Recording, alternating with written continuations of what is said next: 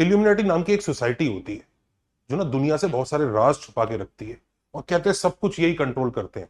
मुझे लगता है ऐसी सोसाइटी ना टीचर्स की भी है। वो ना कुछ ऐसे स्ट्रेट कॉन्सेप्ट, जो स्ट्रेट फंडा है, जो बहुत एग्जाम में इंपॉर्टेंट है, वो बच्चों से छुपा के रखते हैं। आज हम क्या करेंगे, ये सीरीज वो सारे कॉन्सेप्ट्स को एक्सपोज कर देगी कि भाई ये वाला कॉन्सेप्ट है, ये भी बच्चों को पता होना चाहिए, ये भी पता होना चाहिए। तो आप लोगों ने ये वाला डायग्राम तो इल्यूमिनाटी वगैरह के लोगों में देखा ही होगा। आपको पता है अपनी कोऑर्डिनेट ज्योमेट्री में भी ऐसा मिलता जुलता डायग्राम होता है, जैसे आप लोगों ने ये वाला डायग्राम देखा ही होगा, और you all have seen this. अब since you have seen this, you must have done some questions on it. पर क्या आप इसके सारे कॉन्सेप्ट इस डायग्राम के, क्योंकि ये डायग्राम शायद ही कोई ऐसा साल गया हो जेई का जिसमें सर्कल के साथ इस डायग्राम का रोल ना रहा हो, कि पॉइंट से टेंजेंट बन रहे हैं पीए और पीबी, सर्कल की इक्वेशन गिवन, और उस डायग्राम में वो कुछ कुछ कुछ कुछ कुछ करवाता रहता है। तो कुछ चीजें ऐसी होती है ज्यादातर लोगों को पता होती है, पर कई सारी चीजें नहीं भी पता होती। तो मेरे ख्याल से वो पता चल जाए तो काम हमारा पूरा हो जाए, अधूरा क्या छोड़ना। तो जैसे हम आज के वीडियो में पहले वो किड्स लेवल कंप्लीट करेंगे, जो चीजें शायद सबको पता होती भी हैं, फिर भी अगर बाई चांस किसी बच्चे को नहीं पता है तो उसके बेनिफिट के लिए हम बता ही दें कि वो एकदम एलिमेंट्री चीजें हैं। और फिर हम लेजेंड्स लेवल भी कवर करेंगे, जो मुझे लगता है काफी बच्चों को नहीं पता होती। दोनों बहुत इंपॉर्टेंट है, दोनों में से किसी को भी इग्नोर नहीं करना चाहिए। टॉपर्स इग्नोर नहीं करते हैं, बाकी आप देख लीजिएगा। तो चलिए पहले किड्स लेवल की बात करते हैं। किड्स लेवल में आता है पहले वो ट्रायंगल एपीबी में, वो जो एंगल एपीबी है वो निकालने के बारे में बोला जाता है। एरिया ऑफ ट्रायंगल एपीबी बोला जाता है। अब इसमें से आपको जितने आते हैं अच्छी बात है, मैं वैसे कुछ कुछ कुछ कुछ बता ही दूंगा। अगर कोई नहीं आता है, किसी को किड्स लेवल में भी कोई चीज नहीं पता है, तो प्लीज अच्छे से नोट कर लेना, कोई दिक्कत की बात नहीं है। और लेजेंड्स लेवल में भी जो चीजें नहीं पता है वो देख लीजिएगा, दोनों लेवल आज के वीडियो में, और एंड तक देखिएगा। तो एपीबी वो एंगल निकालना है हमें, एरिया ऑफ ट्रायंगल पीएबी, इस ट्रायंगल का एरिया निकालना है, इक्वेशन ऑफ एबी निकालना है, लेंथ ऑफ एबी निकालना है, और circum centre of triangle APB निकालना है। वहीं पर जो लेजेंड्स लेवल है वो इसी में, इसी ट्रायंगल पीएबी का इन सेंटर और एक्स सेंटर के बारे में बात करता है। इसी ट्रायंगल पीएबी का जो इन सेंटर होगा वो किधर होगा, इसका एक्स सेंटर कौन सा होगा, वो किधर होगा, वही वर्टेक्स पी के सामने वाला। Mid point of A B के बारे में भी बात करता है कि वो कैसे निकाल सकते हैं हम जल्दी से। ऑल्सो कोई इक्वेशन ऑफ लाइन जो ए बी के पैरेलल है। अब ए बी के पैरेलल तो बहुत सारी लाइंस होंगी, उनमें से वो लाइन जो पी से पास कर रही है, सेंटर सी से पास कर रही है, mid point of P A के मिड पॉइंट से पास करेगी, या एक पॉइंट एन से पास करेगी जो 1:3 रेशियो में डिवाइड कर रहा है। इसके अलावा भी इस तरह का क्वेश्चन भी मैंने देखा है कई बार, कि वो एक लाइन ड्रॉ कर देता है जो इस आर्क पर टेंजेंट होती है, और ये एक वेरिएबल ट्रायंगल क्रिएट होता है। वो इस ट्रायंगल के पेरीमीटर को मैक्सिमाइज करने के लिए हमसे कहता है। ये पूरा खेल है। This is what legends level is. Ultra legends level भी है जिसमें और भी चीजें हैं, बट मुझे लगता है जेई के लिए इतना भी सीख लिया जाए तो काफी अच्छा है। तो चलिए सबसे पहले किड्स लेवल की बात करते हैं, उसको जल्दी से फिनिश करते हैं ताकि लेजेंड्स लेवल पर आया जाए। तो मैं थोड़ा सा क्विकली उसको कराऊंगा, पर आप समझ जाएंगे। तो सबसे पहले ट्रायंगल एपीबी के बारे में बात हो रही है। इसको सब बच्चे जानते ही होंगे कि कैसे हैंडल करना होता है। सी से पी को ज्वाइन करेंगे तो ये जो एंगल है इसका आधा, अगर ये एंगल थीटा है तो ये थीटा/2 हो जाएगा। सेंटर से बी और ए को ज्वाइन करेंगे क्योंकि ये टेंजेंट है, तो ये भी 90 बनेगा, ये भी 90 बनेगा। ये रेडियस की लेंथ होगी आर, और ये लेंथ ऑफ टेंजेंट होता है जिसे हम रूट S1 बोलते हैं। रूट S1 अगर किसी बच्चे को नहीं पता तो x1 y1 को आप सर्कल में डालते हैं, और जो वैल्यू आती है उसे पावर ऑफ अ पॉइंट बोलते हैं, उसी का स्क्वायर रूट लेना होता है, तो लेंथ ऑफ टेंजेंट आ जाता है।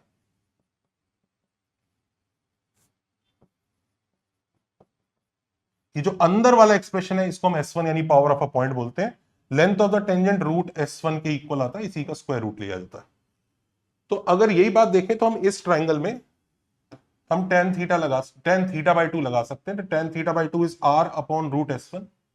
तो थीटा की वैल्यू आ जाएगी 2 tan inverse r by root S1, जो हमें याद रखना चाहिए। This is angle subtended by circle at that point P। चलिए आगे की तरफ प्रोसीड करते हैं। एरिया ऑफ ट्रायंगल PAB भी बहुत जल्दी आ जाता है, क्योंकि बीच का एंगल हमें पता लग गया है अभी पिछले क्वेश्चन में। ये length of the tangent root S1 है, ये length of the tangent root S1 है।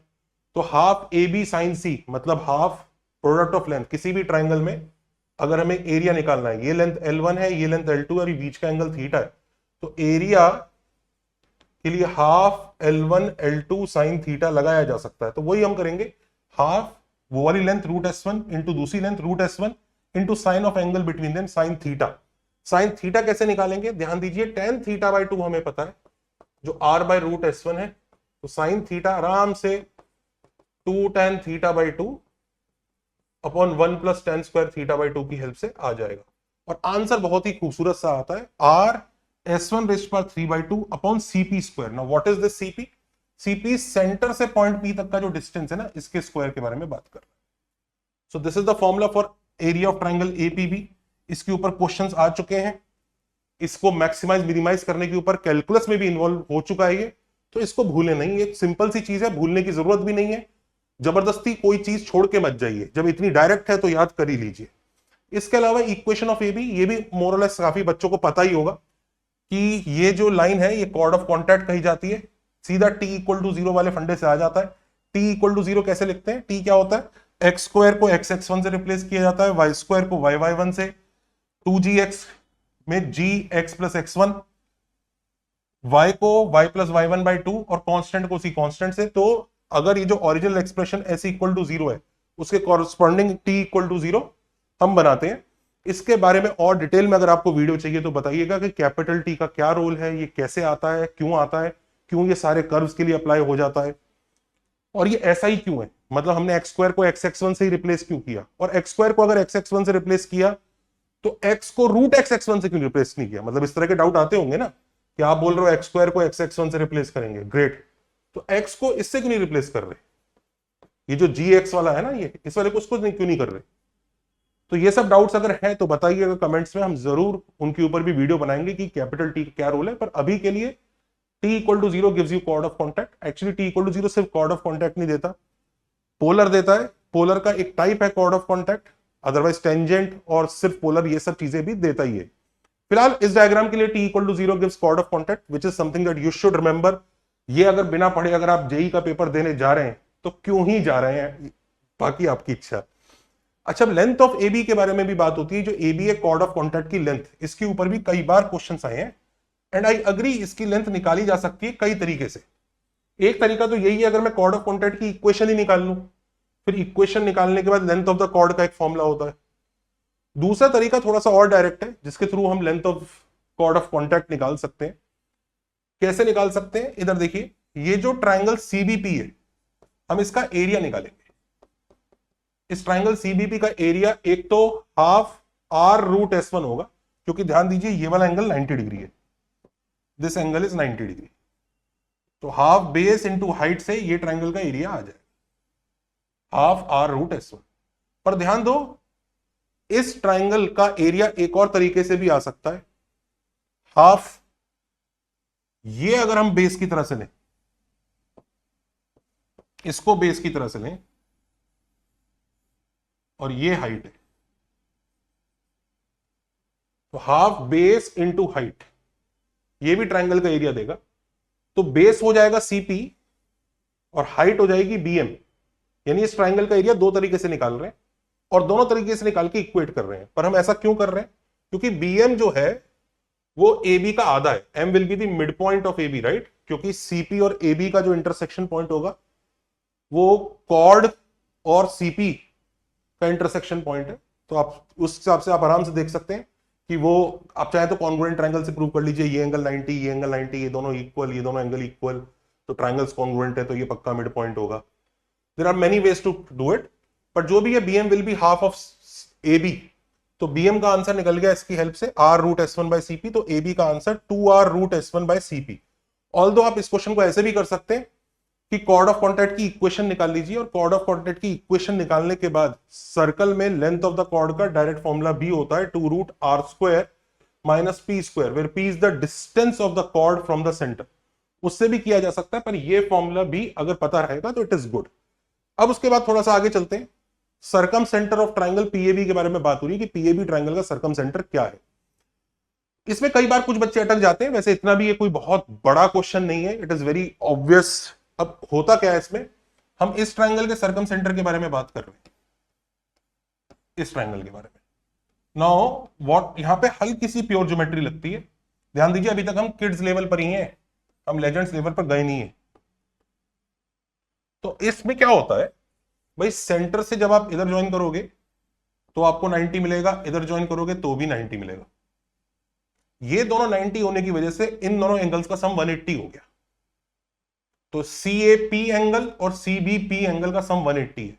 एक क्वाड्रिलेटरल में अपोजिट एंगल्स का सम अगर 180 होता है तो वो पक्का एक साइक्लिक क्वाड्रिलेटरल होता है। तो वही चीज उसने यहां कहने की कोशिश की है कि CAPB is a cyclic quadrilateral, क्योंकि अपोजिट एंगल्स का सम 180 है। ऑल्सो उसने ये भी क्लेम किया है कि उस साइक्लिक क्वाड्रिलेटरल के लिए जो सर्कल बनेगा CP उसका डायमीटर होगा। वो डायमीटर क्यों होगा, जरा रीजन समझिए। कि हम तो ये मान के चलिए सर्कल तो ये ऐसे जा रहा है, अग्रीड, पर डू यू सी CP उस सर्कल पे 90 डिग्री सबटेंड कर रहा है। तो कौन सी कॉर्ड 90 डिग्री सबटेंड करती है सर्कल पे, डायमीटर। तो CP उस सर्कल का डायमीटर है। तो ये दो बातें अगर हम समझ पा रहे हैं कि CAPB एक साइक्लिक क्वाड्रिलेटरल होगा और CP उस सर्कल का डायमीटर होगा। अब ये जो सर्कल है ये PA, C और B चारों पॉइंट से पास कर रहा है, और यही वो सर्कल है जो PA और B से भी पास कर रहा है। तो circum circle of triangle PAB भी यही है। तो देखा जाए तो उस सर्कल का डायमीटर CP है। तो CP का मिड पॉइंट ही उस ट्रायंगल का सर्कम सेंटर होगा। And that is what we are mentioning है कि circumcircle of triangle PAB will be circumcentre. हाँ, circumcircle of triangle PAB will have mid point of CP as centre, इसलिए circumcentre C plus P/2 यानी C और P का mid point हो जाएगा। इसके ऊपर बहुत बार क्वेश्चंस आ चुके हैं, काफी घिसी पिटी चीज है, इसलिए मैंने इसके ऊपर ज्यादा दिमाग नहीं लगाया, जल्दी जल्दी करके खत्म कर दिया। अब हम चलते हैं लेजेंड्स लेवल की तरफ, जो इस वीडियो का मेन पर्पस है। ये मुझे सिर्फ इसलिए बताना पड़ा क्योंकि लेजेंड्स लेवल उन बच्चों को समझ में नहीं आएगा जिनको किड्स लेवल भी नहीं पता। वैसे मैं होप करता हूं सब बच्चों को किड्स लेवल पता हो। आपको पता है कि नहीं पता है, प्लीज कमेंट्स में जरूर बताइएगा। लेजेंड्स लेवल में पहली बात आती है कि इस ट्रायंगल का जिसका हमने सर्कम सेंटर निकाला, वो इसी के इन सेंटर को लोकेट करने के लिए कहने लगता है कि यार इसका इन सेंटर बताओ। नाउ इन सेंटर को लोकेट करना इतना आसान नहीं है। सर्कम सेंटर को लोकेट करने के लिए ऐसे प्योर ज्योमेट्री लगी, इन सेंटर को लोकेट करने के लिए बहुत भयंकर तरीके की प्योर ज्योमेट्री लगानी पड़ सकती है। एक्चुअली एक थॉट जरूर आता है दिमाग में कि मुझे तीनों की लेंथ पता है, इसकी, इसकी और इसकी। इसकी रूट S1, इसकी रूट S1 और इसकी अभी निकाली ना 2R root S1 by CP। और मैं अगर इन सेंटर का फॉर्मूला ही लगा लूं तो खुशी जागती है कि हाँ तीनों लेंथ पता है तो इन सेंटर का फॉर्मूला लगाया जा सकता है। पर मजे की बात यह है क्योंकि इन सेंटर के फॉर्मूले में तीनों लेंथ की रिक्वायरमेंट होती है, उसमें तीनों वर्टाइसेस की भी रिक्वायरमेंट होती है, जो कि हमारे पास नहीं है। आप समझ रहे हैं, हमारे पास नहीं है। तो थोड़ा सा इशू तो आता है। आप समझ रहे हैं, थोड़ा सा इशू तो आता है कि यार अब इसको कैसे हैंडल किया जाए यार, वो तो थोड़ा इशू है यहीं पर। वैसे ऐसी बात नहीं है, आई कैन शो कि ये लेंथ यूज करके भी हो जाएगा, we can show that. But पहले मैं आपको इसको ट्रिक से एक्सप्लेन कर दूं। ट्रिक से देखिए कैसे होता है ये, थोड़ी सी प्योर ज्योमेट्री लगती है, थोड़े बचपन के फंडे में आपको याद दिला दूं। अगर ये एक सर्कल है, ये कॉर्ड है, वो कॉर्ड पूरे सर्कल में सब जगह थीटा एंगल सेम ही बनाती है, पूरे सर्कल में सब जगह वही एंगल थीटा बनेगा। एंड नॉट जस्ट वो पूरे सर्कल में, मतलब ऊपर वाले आर्क में एंगल थीटा बना रही है, अगर आप उस पर टेंजेंट भी बनाओगे ना, यहां ये टेंजेंट, ये एंगल भी थीटा ही होता है। ये कुछ क्लास 10th में अगर आपने रिसर्च वगैरह की हो थोड़ी सी, तो आपको ये चीजें पता होती है। आइए जरा इस रिसर्च का थोड़ा सा फायदा उठाते हैं। इस रिसर्च का फायदा उठाते हुए हम सबसे पहले ये लोकेट करते हैं कि अगर हम इसके एंगल बाइसेक्टर्स का इंटरसेक्शन निकाल लें तो इन सेंटर मिल जाएगा। तो इंसान पहला एंगल बाइसेक्टर बनाता है। पहले एंगल बाइसेक्टर बनाने में कोई खास दिक्कत आती नहीं है क्योंकि वो तो यही वाला एंगल बाइसेक्टर है। We are very happy we have located one angle bisector. अब बात आती है दूसरे एंगल बाइसेक्टर की। तो क्योंकि ये प्योर ज्योमेट्री है और प्योर ज्योमेट्री में पहले इंट्यूशन आता है और फिर उसका प्रूफ आता है। आपको दो ट्रायंगल दिखते हैं, आपको लगता है कहीं ये कॉन्ग्रुएंट तो नहीं, तो फिर आप उनको प्रूव करते हैं कॉन्ग्रुएंट। आपको दो ट्रायंगल दिखते हैं, कहीं ये सिमिलर तो नहीं, फिर आप उनको सिमिलर प्रूव करते हैं। तो प्योर ज्योमेट्री पहले इंट्यूशन देती है, और फिर इंट्यूशन के बाद आप उस प्रूफ की तरफ जाते हैं। याद रखिए वो कोऑर्डिनेट ज्योमेट्री की तरह नहीं होती कि हमने जो चीज सोची वो धीरे धीरे अपने आप ही निकल निकल के आ रही है। you have some intuition and then you search for it and then you sort of justify that intuition। तो यहां पे एक इंट्यूशन काफी अच्छा लोग, मतलब मेरे को तो आ ही रहा है, आपको भी देखिए क्या कहीं ये पॉइंट तो इन सेंटर नहीं, देखते क्या ये है। तो सबसे पहले अगर ये पॉइंट इन सेंटर होगा तो इसका मतलब मुझे ये प्रूव करना है कि ये एक एंगल बाइसेक्टर है। क्यों प्रूव करना है? क्योंकि देखिए एक एंगल बाइसेक्टर तो ये है ही, ये एक और प्रूव हो गया तो दोनों एंगल बाइसेक्टर जहां मीट करेंगे वो इन सेंटर हो जाएगा। तो चलिए ट्राई करते हैं इसको प्रूव करने के लिए, या आप प्रूव कर दीजिए ये एक और एंगल बाइसेक्टर है, दोनों में से किसी को भी एंगल बाइसेक्टर प्रूव कर दीजिए। अच्छा दूसरा, सबसे पहले मान लीजिए ये जो पॉइंट है लेट्स कॉल इट डी, ये जो डी पॉइंट है ये इस लाइन पर है और ये लाइन एक्सिस ऑफ सिमेट्री है ना, मतलब अगर मैं फिगर को ऐसे फोल्ड कर दूं तो इस लाइन के अबाउट ये फिगर पूरा ऐसे फोल्ड हो जाएगा ना। तो ये वाला एंगल अगर अल्फा है तो ये वाला एंगल तो अल्फा होगा ही। आई थिंक इसमें तो कोई डाउट होना नहीं चाहिए, करेक्ट। अच्छा दूसरी चीज देखिए, now comes the important part. आप चाहो तो प्रूव भी कर सकते हो डीए और डीबी, ये जो ट्रायंगल बना है ना डीएबी, ये आइसोसेलेस ट्रायंगल बनेगा। You can very well prove it कि एंगल 90 आता ही है, ये तो दिख ही रहा होगा। सीपी को ज्वाइन करोगे कॉर्ड से तो ये एंगल 90 होगा ही होगा। ये एंगल 90 है, ये मिड पॉइंट है, तो ये परपेंडिकुलर बाइसेक्टर हो गया। तो परपेंडिकुलर बाइसेक्टर पे एक पॉइंट उठाओगे तो आइसोसेलेस ट्रायंगल ही तो बनेगा यार। तो ये एंगल अल्फा अल्फा तो होगा ही होगा, कोई दिक्कत की बात नहीं है। 10th की नहीं तो थोड़ी सी रिसर्च करो। अब ये एंगल अल्फा है, ये एंगल अल्फा है। अब look at this very carefully, now this is what is really tricky here. आपको पता है ये एंगल भी अल्फा होगा। नाउ ये एंगल अल्फा क्यों होगा, I will show you. Look at this cord, ये कॉर्ड दिख रहा है, ये कॉर्ड यहां पर एंगल अल्फा बना रहा है सरकमफ्रेंस पे। देखिए ये कॉर्ड यहां पर एंगल अल्फा बना रहा है, कैन यू सी? यानी ये पूरे सब जगह अल्फा ही बनाएगा, सेंटर पर 2 अल्फा बनाएगा पर यहां सब जगह अल्फा बनाएगा। इनफैक्ट इसी पॉइंट पे अगर मैं टेंजेंट बना दूं तो वो टेंजेंट भी अल्फा बनाएगा उस वजह से। तो अगर ये बात क्लियर दिख रही है आपको तो ये सब बाकी चीजें हटाते हैं तो आप देख सकते हैं ये दोनों एंगल अल्फा इक्वल आ गए, क्योंकि ये टेंजेंट वाला एंगल है, ये कॉर्ड टेंजेंट से जो एंगल बना रहा है, this cord is making that angle with the tangent, और यही कॉर्ड सरकमफ्रेंस में सबटेंड करेगा। तो ये अल्फा है तो ये भी अल्फा है, और ये अल्फा है तो ये भी अल्फा है। तो ये दोनों एंगल अगर अल्फा आ गए यानी एक एंगल बाइसेक्टर है। तो yes, D point is your in centre. तो इन सेंटर वही पॉइंट होता है जहां पर सीपी सर्कल को कट करता है। एक्चुअली सीपी जो है सर्कल को एक बार और भी कट करेगा, अगर हम खींच के बना देना तो इधर भी जाके कट करेगा डी डैश। और आपको पता है वो एक्सेंटर होगा इसका, क्यों होगा, आई विल शो। इसको एक्सटेंड किया जाए, इसको इससे ज्वाइन किया जाए। Now D D dash is a diameter, D D dash एक डायमीटर है, तो ये एंगल 90 होगा। ये इंटरनल एंगल बाइसेक्टर है, इंटरनल एंगल बाइसेक्टर के परपेंडिकुलर ये एक्सटर्नल एंगल बाइसेक्टर है। तो एक्सटर्नल एंगल बाइसेक्टर पी से आते हुए इंटरनल बाइसेक्टर को जहां मीट करेगा वो एक्सेंटर होगा। तो हम जिन इन सेंटर, हम सारे एक्सेंटर नहीं निकाल सकते, हम उसी एक्सेंटर की बात कर रहे हैं जो वर्टेक्स जो पी के अपोजिट है।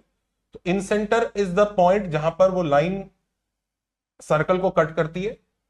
एक्चुअली इन सेंटर और एक्सेंटर दोनों ही वही है कि वो जो सीपी जहां सर्कल को कट कर रही है ये सी और पी के बीच में होगा, ये सी और पी के बाहर। एक्चुअली इसको इस तरह से याद रखा जाए तो और भी बढ़िया है। इन सेंटर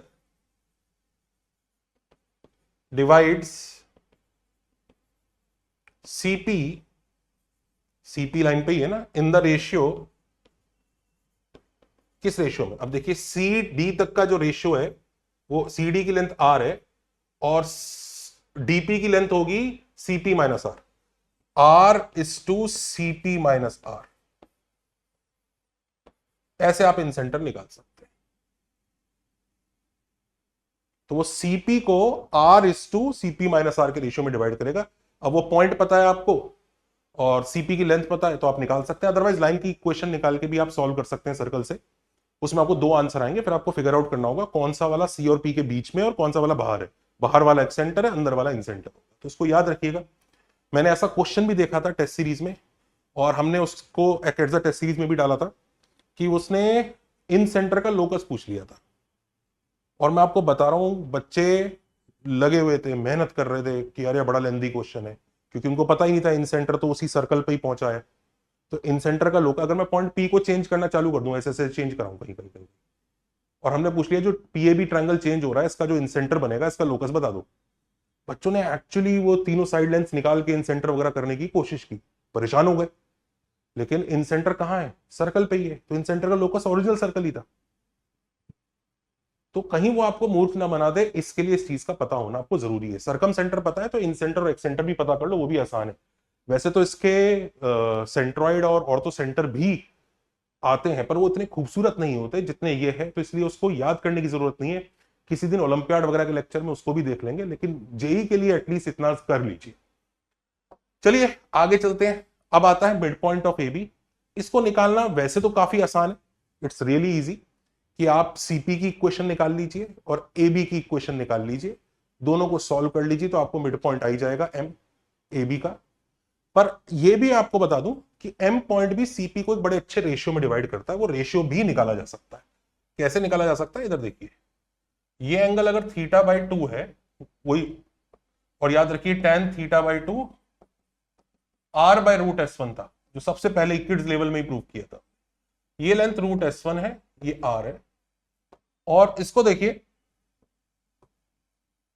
ये थीटा बाई 2 है, ये 90 है, तो ये 90 माइनस थीटा बाई 2, तो ये वापस थीटा बाई 2 होगा। तो CM is R sine theta by 2। थोड़ा जूम करके दिखा देते हैं।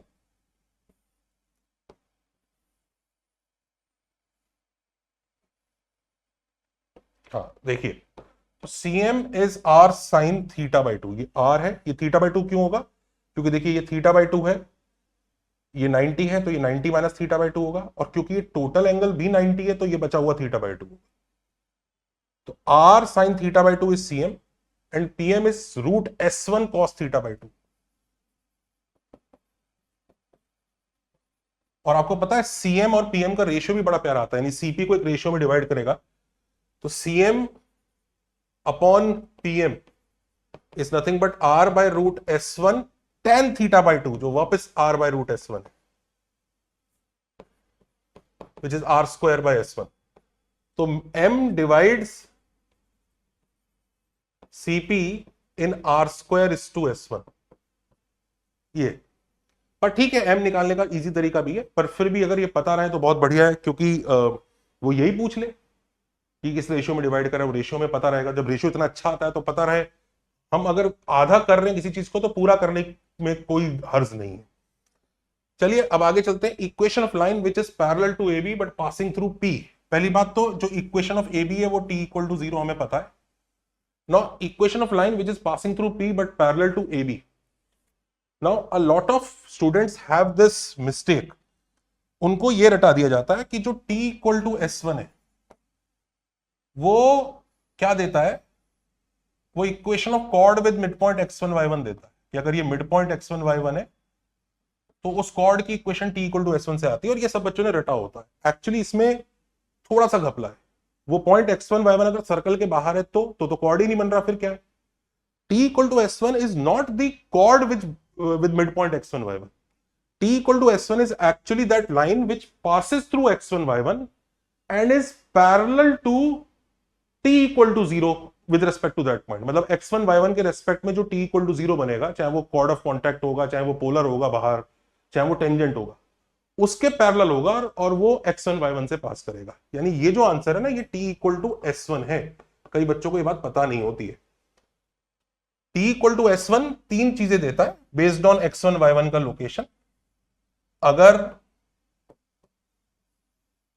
पॉइंट्स कर्व के ऊपर ही है तो T equal to S1 tangent ही देगा, क्योंकि S1 0 हो जाएगा। वो T इक्वल टू 0 भी यही है, T इक्वल टू S1 भी यही है। वहीं पे अगर पॉइंट सर्कल के अंदर है तो आप लोगों ने जो याद किया है वो परफेक्ट है। It is the equation of the chord with midpoint x1 y1, that is your t equal to s1 and this point is x1 y1। और अगर पॉइंट बाहर है, इट इज आउटसाइड, तो यहां से जो आप कॉर्ड ऑफ कॉन्टैक्ट बनाएंगे ये t इक्वल टू 0 देगा। तो t equal to s1 is this line which is parallel to this chord of contact, तो यहां से पास करेगी।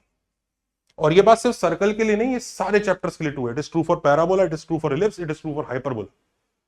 तो वो line t equal to s1 है, ये हमें पता होना चाहिए। इसको निकालने का तरीका भी बहुत सिंपल है। आप चाहो तो ऐसा करके देख लो कि एक अज्यूम कर लेते हैं कि भाई वो उसके पैरेलल होगा, तो वो x x1 plus y y1 plus g times x plus x1 plus f times y plus y1 plus c t equal to some lambda होगा भाई, क्योंकि पैरेलल है उसके, तो x और y वाला पार्ट तो वही रहना चाहिए, तो इक्वल टू लैम्डा मान लिया। अब लैम्डा कैसे निकालें भाई, it passes through x1 y1, तो x1 y1 सब्स्टिट्यूट कर दो। तो जैसे हम x1 y1 सब्स्टिट्यूट करेंगे तो ऑब्जर्व करो, x की जगह x1 डालोगे तो x1 square plus y1 square plus 2g x1 plus 2f y1 plus c, तो लैम्डा कितना आ जाएगा s1, तो वही आ जाता है t इक्वल टू s1। कई बच्चों को ये भी नहीं पता होता कि अगर t वाले एक्सप्रेशन में हम x1 y1 डालेंगे तो वो s1 ही बन जाता है, पर चलिए वो किसी और वीडियो के बारे में बात करेंगे। बट नॉनदलेस ये line t equal to s1 है, वो t इक्वल टू 0 है। इसके साथ साथ अब वो कहता है वो लाइन की इक्वेशन निकालो जो इसके मिड पॉइंट से पास कर रही है। नाउ इफ अगर किसी ने स्ट्रेट लाइंस वगैरह अच्छे से पढ़ा होगा वो जानता होगा ये लाइन भी पैरेलल ही है, मिड पॉइंट लेट से k की बात कर रहे हैं, तो ये t इक्वल टू s1 है, ये t इक्वल टू 0 है। और अगर ये लाइन की इक्वेशन निकालनी हो, ये भी एक लाइन में हम t equal to s1 by 2 से आ जाएगी। उसका रीजन ये होता है कि अगर दो लाइंस हैं इक्वल टू 0, ये C1 है, ये C2 है, और दोनों लाइंस पैरेलल है, इनके बीच में आपको कोई भी लाइन चाहिए और सपोज करो ये रेशियो m:n है, तो बस सेक्शन फॉर्मूला लगाना होता है कांस्टेंट टर्म्स में। अगर ये नहीं पता इसको अच्छे से नोट कर लीजिए, ax plus by plus mc2 plus nc1 upon m plus n, ये बीच की लाइन होगी। तो अगर ये t इक्वल टू s1 है, t इक्वल टू 0 है, तो बस s1 और 0 के बीच में सेक्शन फॉर्मूला लगाना है 1:1। ये रेशियो, ये मिड पॉइंट है ना, तो इनके बीच का जो डिस्टेंस होगा इक्वल ही होगा। भाई क्यों इक्वल होगा, ये मिड पॉइंट है, ये वाली ट्रांसवर्सल को ये लाइन, ये दो रेशियो जो आएंगे 1:1 वही इसका भी आएगा, क्योंकि पैरेलल लाइंस अगर एक ट्रांसवर्सल को 1:1 में कट कर रही है तो दूसरे किसी भी ट्रांसवर्सल को भी 1:1 में ही कट करेंगी। तो answer t equal to s1 by 2 होगा। इनफैक्ट आप इसको भी बड़े आराम से निकाल सकते हैं कि जो n पॉइंट से पास करेगा, n पॉइंट वो है जो इसको 1:3 में डिवाइड कर रहा है। ये n पॉइंट वाला मैंने इसलिए दिया क्योंकि कई बच्चों को ये वाली लाइन निकालने के लिए एक और तरीका सिखाया जाता है, रेडिकल एक्सेस वाला। वो बच्चे इस वाली लाइन में फंस जाएंगे कि जो n निकालना है ना, जो 1:3 में डिवाइड कर रहा है पॉइंट, तो वो वापस 1:3 में डिवाइड करेगा। तो क्या आंसर आ जाएगा, ये कुछ नहीं, t इक्वल टू 0 और t इक्वल टू s1 के बीच में वो 1:3 रेशियो करेगी। तो 3 टाइम्स दिस 1 टाइम्स दिस, तो t equal to s1 by 4 answer आ जाएगा इस लाइन का। ये जो n पॉइंट से पास कर रही है, n वो पॉइंट है जो pa को 1:3 में डिवाइड कर रहा है। एक्चुअली आप यहां की कोई भी लाइन का आंसर निकाल सकते हैं, you can find any line you want, और वो किसी भी लाइन को पूछ भी सकता है। अगर एग्जाम में एक्चुअली क्वेश्चन आ गया ना और पॉइंट x1 y1 उसने दे दिया, सर्कल दे दिया, तो सोचो वो लाइन जो n से पास कर रही है AB के पैरेलल है और n जो है 1:3 में डिवाइड कर रहा है। आधी जनता पॉइंट A निकालती फिरेगी, फिर सेक्शन फॉर्मूला लगा के पॉइंट n निकालेगी और फिर करेगी। वो ये भूल जाएगी t equal to s1 by 4 से फटाक से आंसर आ जाएगा। तो इसलिए कहते हैं कि पढ़ो तो कम से कम अच्छे से, तबीयत से, रस लेके पूरी चीज समझ के करो कैसे यूज हो सकती है। नॉनदलेस चलिए हम आगे चलते हैं। एक वो कह रहा है कि now you need the line which is parallel to these lines but it is passing through circle centre. ये मैं आपको एज अ होमवर्क देता हूं, इसका answer t plus R square equal to 0 आएगा, करके देखिएगा। The answer will be t plus R square equal to 0। या फिर हो सकता है मेरा आंसर गलत हो, बताइएगा होमवर्क में कमेंट करके, क्या सही है कि नहीं। वैसे कुछ नहीं है, करना कुछ नहीं है, t इक्वल टू लैम्डा लेना है और उस लैम्डा को निकालने के लिए एक्स और वाई की जगह माइनस जी माइनस एफ डाल दीजिएगा, देखिए अपने आप आंसर आ जाएगा। कर दूं? चलो मैं ही कर देता हूं, आप बस होमवर्क में गुड लिख देना कमेंट्स में। ये लाइन होगी, अब माइनस डी माइनस एफ डाल देते हैं।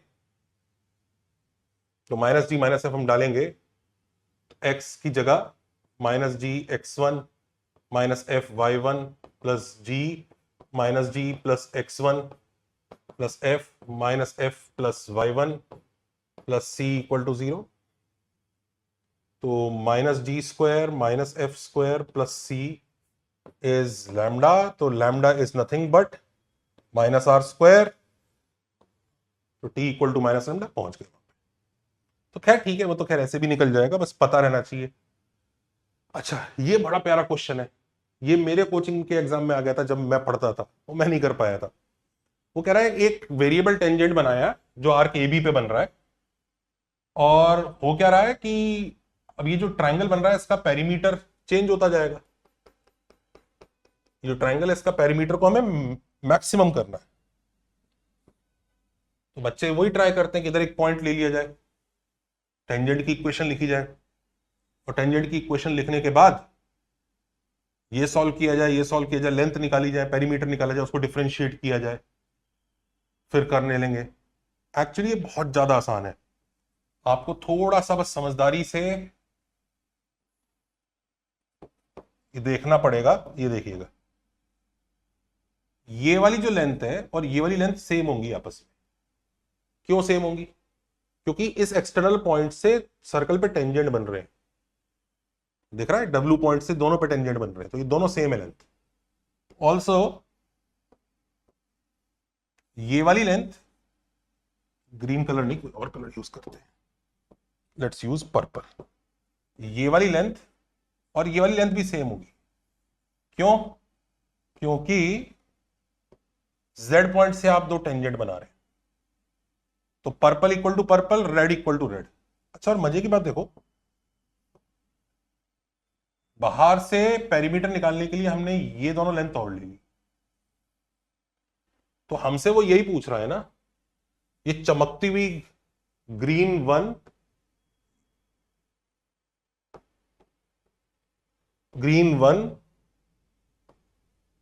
ग्रीन वाली लेंथ, पिंक वाली लेंथ, वो यही कह रहा है ना, pink plus green plus red plus violet, यही कर रहा है ना वो। पर आप इधर देखो, पिंक प्लस वॉयलेट और ग्रीन प्लस रेड, तो एक्चुअली दोनों टेंजेंट्स की लेंथ ही है, ये इसके इक्वल है, ये इसके इक्वल है, तो this plus this should give you this tangent का लेंथ। मतलब आपका पिंक प्लस वॉयलेट मिलकर रूट S1 होगा और ग्रीन प्लस रेड मिलकर रूट S1 होगा, तो एक्चुअली कांस्टेंट आंसर आता है। तो मैक्स पेरीमीटर का कोई चक्कर नहीं है, पेरीमीटर कांस्टेंट है इस ट्रायंगल में, और लेंथ ऑफ द टेंजेंट का डबल आएगा 2 रूट S1, और कुछ नहीं है। तो ये बच्चे को बेवकूफ बनाने के बड़ा काम आता है, तो बेवकूफ बनिएगा नहीं। अच्छा, ऐसे ही सिमिलर रिजल्ट्स हैं, सेम नहीं, पैराबोला, एलिप्स और हाइपरबोला में जो ऐसे क्वेश्चंस काफी आए भी हैं, मेंस तक में आए हैं कि वो ऐसा दे देता है, फिर एरिया निकलवाता है, फिर एरिया अंडर कर्व में इंटीग्रेशन भी कई बार करवा लेता है कि एक दो, आपने इस तरह के डायग्राम्स देखे होंगे ना, ये ऐसा होगा कि पैराबोला चला गया और फिर यहां से उसने कहा कि मैं टेंजेंट बना रहा हूं, अब यहां पे इसका एरिया निकालो, ये करो, इस सब के ऊपर बड़े क्वेश्चंस आते हैं जो सब उन सब फंडों से होते हैं। तो कमेंट में लिख के बताइएगा if you want that. Also future में हम वीडियो बनाएंगे इन सब चीजों पे। चैनल को लाइक शेयर सब्सक्राइब कीजिए, कमेंट करिए if you want more such videos. और अगर हमारे कोर्सेज को ज्वाइन करना चाहते हैं, जो 11th कोर्स है, 12th कोर्स है, ड्रॉपर कोर्स है, अर्ली 12th और बैकलॉग कोर्स भी हमने शुरू कर दिया है। जो बच्चे अभी में से ही 11th पे मैथ्स में जिनको दिक्कत आ रही है, उनको समझ में आ गया है कि मैथ्स दिक्कत दे रहा है, परेशान कर रहा है, गड़बड़ कर रहा है, and they want to immediately switch to a better source, we can be that source. हम बहुत अच्छे से मैथ्स कवर कर रहे हैं जो आपको फायदा दे सकता है। हम अभी से आपको साथ लेके चलेंगे और आप हमारे अर्ली 12th में बल्कि बाकी बच्चों से आगे निकल सकते हैं। हमारे प्रैक्टिस बैच में भी आप आ सकते हैं। थैंक यू, धन्यवाद, टेक केयर, बाय बाय।